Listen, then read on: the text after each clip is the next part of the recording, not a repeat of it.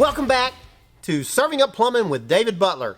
Today, we're going to be talking about one of the two types of pipe fusion. And today's pipe fusion is socket fusion of polyethylene pipe, specifically for gas piping. Now, it is used also for water piping, but we're going to be talking about gas piping today. But before we do that, please hit that subscribe button. Let me have a thumbs up if you like this video and if you've learned a lot from it. And also, let me know what you'd like to see in the future. Now, let's learn how to do socket fusion on polyethylene gas piping. We are set up now to do socket fusion. You can see we've got all of the tools here, some pipe, cutters. We also have the scale of what you should use, how long, depending on what size of pipe, that you should heat it, how long you should cool it before you use it. Let's talk about it. Right here, we have the heating iron. This is our size for 1¼ pipe. We're going to be doing 1¼ fusion today. This is a male side, this is a female side. We slide this coupling over this side, we slide the pipe in this side. These are our chamfer tools. What this does is it actually fits on the outside of the pipe like so. This happens to be our 1¼ We put it inside and we turn it, and as you'll notice, it's cutting the outer edge off of the pipe, which makes it a real nice bevel on it so that it will slide into these couplings easier. Multiple sizes of heating irons, multiple sizes of chamfer tools. The cool thing about this chamfer tool is also, it's not only a chamfer tool, it's also a depth gauge.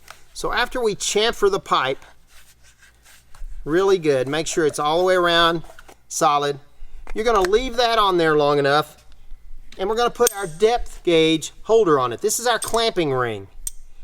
So we have that on there. We put this under the pipe right below this and then slide it off. And that's the proper depth that you should go into your coupling once you've heated this up in fusion welding. We're literally going to melt these two pieces of pipe, then push them together. The incredible thing about polyethylene, and this happens to be what we call MDPE for gas piping. There's also HDPE, and normally with HDPE we're going to do butt fusion, which means you put the pipe end to end just like that and fuse it together. With MDPE, oftentimes we're going to socket fuse it. So we want to make sure our depth is set right. If we don't do our depth right, you push this in too far into your coupling, it starts rolling the molten material down and closing off the opening inside the pipe. So you no longer have full size of the pipe. What do? We look at our chart and we see what are we supposed to be using here. We're 1¼ That means we should heat it for 12 to 14 seconds. Then after we take it off the heater, we push it together and hold it for 45 seconds before we let go of it. Then, before you handle it, and handling means working with it, moving it around in the ditch, all of those sort of things. We're going to let it set the 1¼ pipe for 18 to 20 minutes before we do that. As you notice on all of these, there's different settings for different sizes of pipe. You need to make sure and do that. Now, what temperature do we do MDPE at? Normally, on socket fusion like this, 2 inch and smaller, we're going to go 500 degrees. Now, if you notice right there, it actually reads 500 degrees, a little over 504. It'll fluctuate up and down, and that's what we need. You also have, with most of these fusion kits, a fireproof boot like this, and it actually fits right over the top of this for two things. First of all, it protects it and keeps you from getting burnt by it in case you've got it sitting around, and it makes it heat up faster. Second of all, let's say you need to go do a repair in a ditch. So you can put this boot on here, unplug your tool, walk out to the ditch, do your fusion weld, and then take it back and plug it in, and it'll be good for one fusion weld. So this keeps it hot the whole time. Well, let's pull that back off because we don't need it right now. We're going to be doing some fusion welding. How do we do it? So you take one in your hand to go on the female side and one for the male side. We're going to put them in at the same time and push really hard, straight in. We don't want to rotate it or anything of that nature. Push straight in until they're both all the way bottomed out. And then we start counting our timer.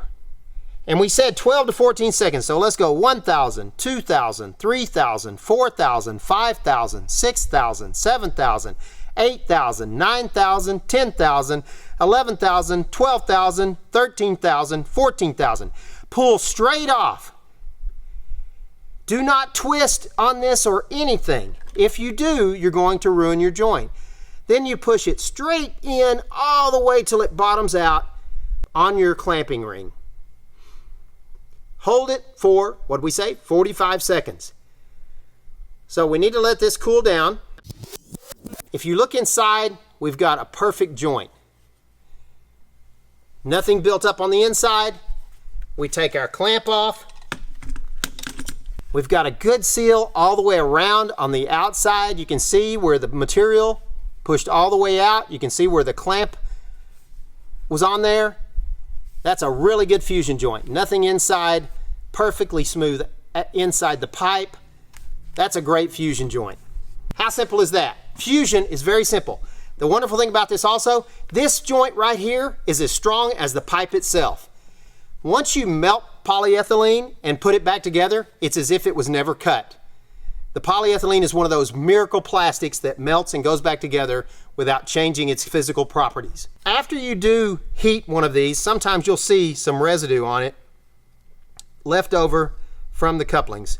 While it's warm, gently scrape that off. You don't want to scratch this up any more than you have to.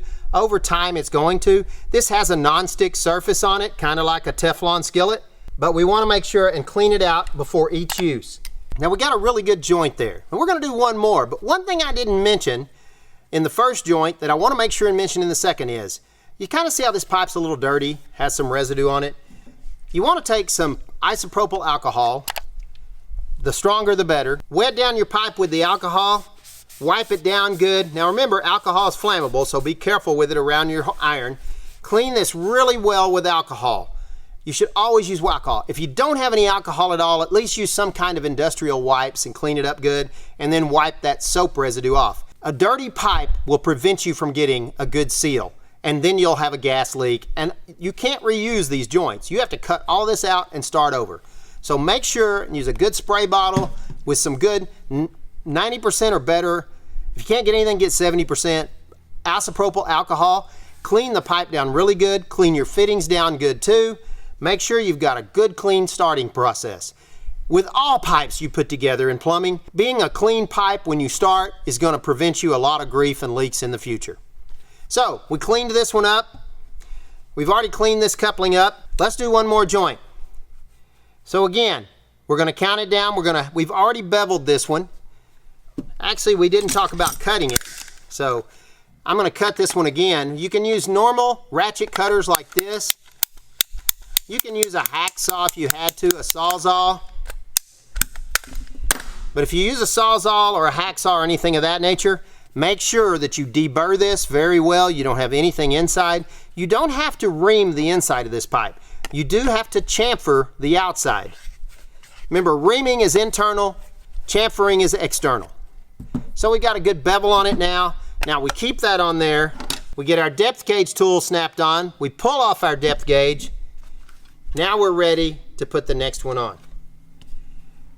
Have it ready here. Push on really hard all the way till it stops. Remember, no twisting. If you twist it, you'll destroy the surface of the polyethylene and you're going to make yourself have a leak. We count off the 15 seconds roughly, 12 to 14 it says. We're going to call it. Pull straight off. Again, no twisting whatsoever. Pull straight off. You'll see the melted poly. This stand's made so you can actually stand on it.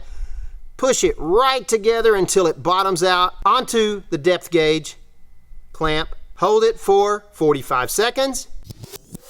Now we can let it go. We take our clamp off. We look inside. We've got a really good joint. Smooth all the way through. No worries about leaks. You can see there's one little glitch inside there. That's okay. Right inside you can see one little spot right where there's a little bit of rough edge. That's not a problem. You don't have to worry about it. Again, remember to clean the excess plastic off, polyethylene out of the inside of your iron. Clean it off on the outside over here so that we don't get that in our next joint.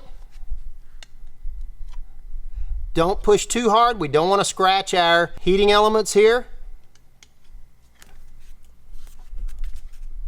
We have a good fusion joint. We can take another piece, put right in here, and just keep going. And this pipe is as strong as the pipe itself. These joints, if they don't leak when you test them, you'll never have a worry about these the entire life of this gas installation. As we mentioned, you change out the male and female parts for the different sizes of pipe, down to 3/4 inch on this particular system and up to 2 inch for chamfering and heating. A great system. This happens to be made by Jackman Fusion. There's a lot of companies out there that make great ones. Fusion for gas piping. This is inexpensive, it's long lasting, awesome way to do it. You do need to be certified for it though. There are a lot of companies out there that will certify you. You do have to have certification to do Polyfusion welding. So go out there, find out who you need to get certified with, learn to be a Polyfusion person, and you're going to save you money and do a lot better gas lines than having to put mechanical metal couplings underground. One last thing, according with temperatures here, if it's extremely cold outside, you may need to turn up your heat a little bit on your iron or let it heat a little bit longer. If it's hot outside, you may need to heat it a little less. So just make sure you're paying attention to your weather when you get out there to do it. Also, you need to do this in a dry condition. Make sure it's not raining on you or wet. Man, Socket Fusion is a great way to put polyethylene pipe together for gas piping. So please hit that subscribe button, give it a thumbs up if you like this video, and let me know your experiences with polyethylene gas fusion. I'd love to hear it. Thanks for watching Serving Up Plumbing, and don't forget to tell your friends the Butler did it.